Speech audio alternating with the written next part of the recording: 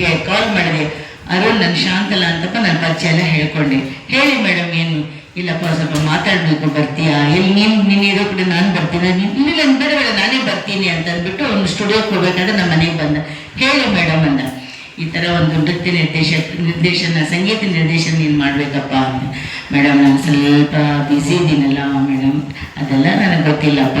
ಪ್ರತಿಭೆ ಇದೆ, ಸರಸ್ವತಿ ಇದ್ದಾಳೆ, ನಮ್ಮಂಥ ಕಲಾವಿದರಿಗೆ ಒಂದು ವಿದ್ಯೆ ದಾನ ಮಾಡಪ್ಪ ನೀನು ಅಂತ ಕೇಳ್ಕೊಂಡ. ಅವ್ನಿಗೆ ಏನು ಅನಿಸ್ತವೆ ನಮ್ಮ ಮನಸ್ಸಿಗೆ. ಖಂಡಿತಗಳು ನಾನು ಹೇಳ್ತೀನಿ, ತಕ್ಷಣ ಒಂದು 24 ಅವರ್ಸ್ದಲ್ಲಿ ಆಯ್ತು ಮೇಡಮ್ ನೀವು ಸಿದ್ಧ ಮಾಡಿ, ಸ್ಕ್ರಿಪ್ಟ್ ಎಲ್ಲ ಆಲ್ರೆಡಿ ರೆಡಿ ಇದೆ, ವರ್ಕ್ ಕೊಟ್ಕೊಳ್ಳೋದಷ್ಟೇ. ಅವತ್ತಿನಿಂದ ಇವತ್ತಿನವರೆಗೂ ಅವನ ನಿಸ್ವಾರ್ಥ ಸೇವೆಯಿಂದ ಅವನು ನಮ್ಮ ಜೊತೆಗಿದ್ದಾನೆ. ನಿಜವಾಗ್ಲೂ ನಮ್ಮ ಸಂಸ್ಥೆ ಪರವಾಗಿ, ತಮ್ಮ ಪರವಾಗಿ ನಾನು ಅವನಿಗೆ ಹೃದಯಪೂರ್ವಕವಾಗಿ ಅಭಿನಂದನೆಯನ್ನು ಸಲ್ಲಿಸ್ತೀನಿ. ಅರುಣ್, ತುಂಬ ನನಗೆ ನಿನ್ನ ಬಗ್ಗೆ ಹೇಳುತ್ತೆ ಅದು. ಆಮೇಲೆ ಆಮೇಲೆ ನಮ್ಮ ತಂದೆ ತಾಯಿ ಕೂಡ ಇದಕ್ಕೆ ಆಶೀರ್ವಾದ. ನನ್ನ ಕುಟುಂಬ, ನನ್ನ ದೊಡ್ಡಕ್ಕ ರಿಷಿಕಲಾ ಅಂತ, ಆಮೇಲೆ ನಮ್ಮ ಕಾರ್ಯದರ್ಶಿ, ಇವರು ನಮ್ಮ ದೊಡ್ಡ ಅಕ್ಕನ ಸೊಸೆ ಅಂತ ನಾನು ಹೇಳಲ್ಲ, ನಮ್ಮ ಮನೆಯ ಮಗಳು, ನನ್ನ ಸ್ನೇಹಿತೆ, ನನಗೆಲ್ಲದಲ್ಲೂ ರೈಟ್ ಹ್ಯಾಂಡ್ ಅವಳು. ಅವಳು ಕೂಡ ಎಲ್ಲದರಲ್ಲೂ ಅವಳು ಸಹಕಾರ. ಎಲ್ಲ ಸ್ಕೂಲೆಲ್ಲ ನಮ್ಮ ಸ್ಕೂಲೆಲ್ಲ ಅವಳೆಲ್ಲ ನೋಡ್ಕೊಳ್ಳೋದು, ಮಕ್ಕಳಿಗೆಲ್ಲ ತರಬೇತಿ ಕೊಡೋದು, ಎಲ್ಲ ಸ್ಟೇಜ್ ಆಗಿರ್ಬೇಕು, ವಸ್ತ್ರ ವಿನ್ಯಾಸ ಆಗಿರ್ಬೋದು, ಪ್ರತಿಯೊಂದರಲ್ಲೂ ಕೂಡ ಅವಳು ನನ್ನ ಜೊತೆ ಇದ್ದಾಳೆ.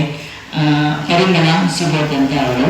ಮತ್ತು ಅವತ್ತಿನ ಕಾರ್ಯಕ್ರಮಕ್ಕೆ ನಮ್ಮ ವಿದ್ವಾಂಸರು, ಜಾನಪದ ಸಾಹಿತ್ಯ, ನಾಡೋಜ್ ದೇವರು ಚನ್ನಬಸಪ್ಪನವರು ಅವರ ಹತ್ರ ಹೋಗಿ ಕೇಳ್ಕೊಂಡಾಗ, ಅಪ್ಪಾಜಿ ಬರಲೇಬೇಕು. ಇಲ್ಲಮ್ಮ ನನಗೆ ಕಿವಿ ಕೇಳಿಸಲ್ವಲ್ಲಮ್ಮ. ನಿಮ್ಮ ಕಿವಿ ಕೇಳಿಸಲ್ಲ, ನಿಮ್ಮ ಮಾತು ಎಲ್ಲರೂ ಕೇಳಿಸ್ಬೇಕು, ನಿಮ್ಮ ಮಾತು ಎರಡು ನುಡಿ ಕೇಳಿಸ್ಬೇಕು ಅಪ್ಪಾಜಿ, ಬರಲೇಬೇಕು ಅಂತ ಹೇಳಿದಾಗ ಸಂತೋಷವಾಗಿ ಅವರು ಒಪ್ಕೊಂಡ್ರು.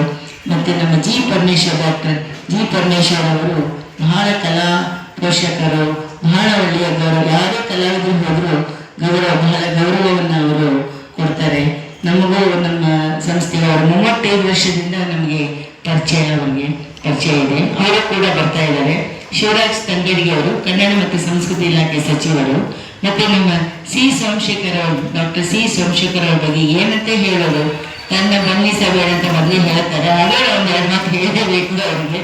ಅವ್ರು ಅವಾಗಲೂ ಬಸವಣ್ಣ ಇದ್ದಂಗೆ ಅನುಭವ. 4 ಜನ ಸಿದ್ರೆ ಅಲ್ಲೇ ಅನುಭವ ಮಾಡ್ತಾರೆ, ಪ್ರತಿನಿತ್ಯ ಅನುಭವ ಮಂಟಪದಲ್ಲೇ ಇರ್ತಾರೆ ಅವರು. ಯಾವಾಗಲೂ ನಮಗಂತೂ ತುಂಬಾ ಸಹಕಾರ ಕೊಡ್ತಾರೆ, ಎನ್ಕರೇಜ್ ಮಾಡ್ತಾರೆ ಅವರು. ಮಾಡಿ ಇದು ಮಾಡಿ ಅದು ಮಾಡಿ, ಹೀಗೆ ಮಾಡಿ ಹಾಗೆ ಮಾಡಿ ಅಂತ. ನಿಜವಾಗ್ಲೂ ಅವರ ಎನ್ಕರೇಜ್ ಕೊಡೋದಕ್ಕೆ ನಿಜವಾಗ್ಲೂ ನಮ್ಮ ಸಂಸ್ಥೆ ಕಲಾ ಸತ್ಪಥ. ಈ ಕಲಾ ಸತ್ಪಥ ಅನ್ನೋದು